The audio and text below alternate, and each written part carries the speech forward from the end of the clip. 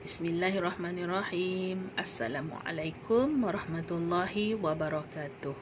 Ustazah ialah Ustazah Nur Baizura yang akan mengajar anak-anak semua pada tahun ini pelajaran Jawi tahun 4 Abu Bakar dan juga 4 Umar. Baik, pelajaran kita yang pertama ialah berkaitan dengan perkataan berimbuhan. Perkataan berimbuhan ni, kalau awak tengok, boleh tengok dalam buku teks masing-masing sekiranya adalah. Kalau tak ada pun tidak mengapa, boleh tengok paparan yang dah Ustazah kongsikan ni dalam video ni. Jadi kita masuk kepada topik kita. Sebelum kita nak tahu apa-apa, kita mesti tahu apa itu imbuhan. Apa itu imbuhan? Macam yang Ustazah dah bagi tu, imbuhan ialah penambah. Ustazah ringkaskan daripada buku teks yang ada dengan awak tu. Dalam buku teks awak tu panjang. Jadi Ustazah nak mudahkan, kita nak ingat, imbuhan ialah penambah. Penambah bagi apa? Penambah dalam satu-satu perkataan. Dan sekiranya ada imbuhan ni, yang penambah ni dalam satu-satu perkataan, akan menyebabkan perkataan tersebut berubah makna dan bentuk.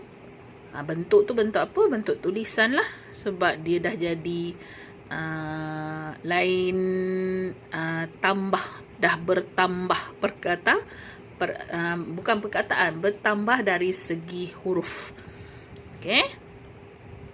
Berlainan makna maksudnya kalau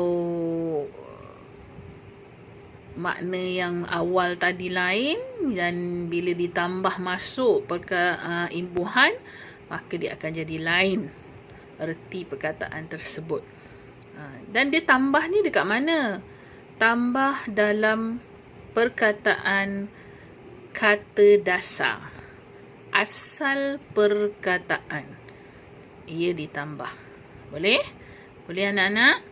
Ingat satu je, imbuhan ialah penambah dalam kata dasar yang boleh mengubah sesuatu makna perkataan dan bentuk. Alright. Kita masuk seterusnya pada jenis-jenis ataupun Ustazah panggil, Ustazah lebih suka dengan panggilan bahagian imbuhan. Bahagian imbuhan. Oh, tak nampak ya? Sekejap ya, Ustazah adjust dulu. Okey. Bahagian imbuhan, kalau kita tengok kat situ ada berapa? Ada 3. 1, iaitu imbuhan awalan. Imbuhan apa? Awalan. Maksudnya apa? Imbuhan tadi tu yang kita tambah tu, dia duduk di awal perkataan, di awal kata dasar. Baik. Boleh? Yang kedua, bahagian yang kedua ialah imbuhan akhiran. Yang ini duduk di akhir kata dasar. Imbuhan akhiran kita panggil. Dan yang ketiga ialah imbuhan apitan. Maknanya dia terkepit. Dia duduk di tengah-tengah kata dasar tersebut. Nanti kita tengok satu per satu. Boleh? Kita ulang lagi sekali. Bahagian imbuhan ada 3. Pertama, imbuhan awalan. Kedua, imbuhan akhiran. Dan ketiga, imbuhan apitan. Ya anak-anak, boleh kita teruskan lagi. Senang kan? Baik, kita teruskan dengan topik yang seterusnya, iaitu imbuhan awalan D. Bukan dal itu memang dia huruf dal, tapi dalam Jawi kita panggil dia D. Imbuhan D. Saya tak letak awal sebab memang tadi bahagian yang pertama kita akan belajar apa? Imbuhan awalan. Awalan D. Baik, apa dia imbuhan awalan D ni? Kita tengok sikit. Bila, kat mana dia letaknya? Dia duduk kat mana? Tadi kita tambah, kita kata awal imbuhan ni adalah tambah kan? Maknanya kita nak tambah imbuhan D. Nak tambah D. Dia akan terletak di hadapan kata dasar. Kenapa kita kata di hadapan? Dah katanya tadi imbuhan awalan. Maka dia akan duduk di awal perkataan. Okay. Jadi, contohnya, tu Ustazah dah bagi ada 3. Dalam buku teks awak ada banyak lagi. Jadi Ustazah minta awak bacalah. Kalau nak masuk semua nanti kan, tak cukup pula masa kita kan. Baik. Contoh yang pertama, baca sama-sama. Ikut Ustazah. Boleh anak-anak. Pertama, digigit. Digigit. Okay, mana imbuhan D dia?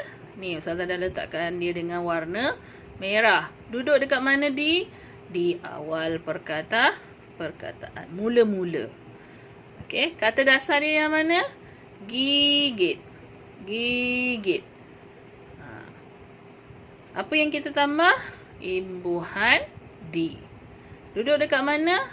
Awal perkataan. Di hadapan perkataan. Boleh? Baik, seterusnya contoh yang kedua ialah dimasak. Dimasak. Di mana imbuhannya? Di awal perkataan. Kata dasarnya masak. Jadi bila digabungkan, bila ditambah, imbuhannya ialah dimasak. Contoh yang ketiga ialah dibasuh. Dibasuh. Jangan baca debasuh. Ni imbuhan D. Maka kita kena baca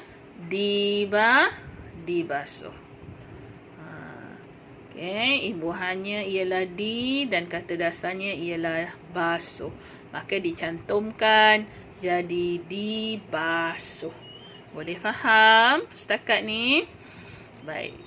Kalau macam tu, Ustazah percaya kita boleh teruskan sikit aja lagi sebab Ustazah tahu murid-murid anak-anak Ustazah ni adalah murid-murid yang terbaik. Betul kan?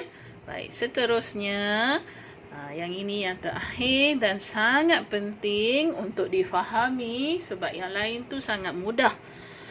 Cuma bagi perkataan, kenapa Ustazah kata penting ni? Sebab dia amat sedikit mengelirukan. Okay, kenapa? Sebab dia ni lain sikit daripada contoh-contoh yang 3 Ustazah bagi tadi tu. Baik, kenapa kita kata dia lain sikit? Kerana apabila imbuhan D ni, okay, dimasukkan pada perkataan. Contoh ni Ustazah bagi satu je lah atas. Baik, kalau kita tengok perkataan atas, ini adalah kata dasarnya yang ejaannya ialah alif, ta, sin. Atas. Okey, betul? Tengok betul-betul perkataan atas, alif, ta, sin. Atas. Baik, kalau kita cantumkan, kita datangkan dia, dia akan jadi Dal ni ialah imbuhan D yang kita masukkan tadi ni dan yang biru ni, kotak biru ni. Okey. Kenapa bubuh di awal? Kerana dia adalah imbuhan awalan. Kemudian kita gabungkan dia, ni tanda tambah kan? Bermakna kita kena gabungkan dia dengan perkataan atas tadi ni, yang kotak purple ni. Maka kita gabungkan dia jadi satu perkataan di atas. Dal yang bunyinya D, alif yang Ustazah warnakan hijau ni, alif bunyinya A, dan sin tas. Jadi kita akan sebut di atas. Tetapi, nampak tak apa perbezaan perkataan dan kotak kuning dengan kotak yang berwarna purple ni? Bagi perkataan atas tu, nampak tak? Ada kan perbezaan dia ke tak nampak? Okey, baik. Nampak, Ustazah percaya semua orang nampak. Kenapa? Sebab alif yang kotak purple ni tiada apa-apa di atasnya. Tetapi sebaliknya dalam kotak kuning alifnya ada hamzah di atasnya. Kenapa berlaku begitu? Kerana telah masuk apa? Imbuhan D tadi. Sebab ada imbuhan D inilah alif yang asalnya tadi tak ada hamzah, diletakkan hamzah di atas kepala alif ni. Itu hukum dia. Jadi, setiap kali imbuhan D dimasukkan dalam kata dasar yang bermula dengan alif, maka hamzah perlu, wajib diletakkan di atas kepala alif. Boleh faham? Sebab tu Ustazah kata yang terakhir ni, slide Ustazah yang terakhir ni adalah yang penting untuk diingati dan difahami. Sebab yang lain-lain tu mudah, senang.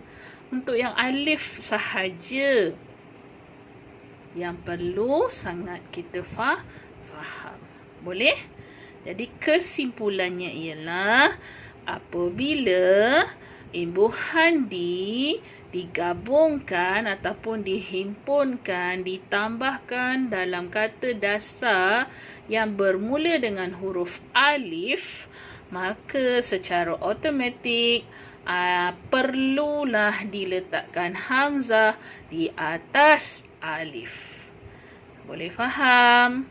Ustazah harap semua anak-anak Ustazah dapat memahami apa yang telah Ustazah terangkan selama beberapa minit ini. Semoga ianya menjadi manfaat untuk kita bersama. Mudah-mudahan ia menjadi panduan untuk Ustazah sediakan sedikit latihan nanti.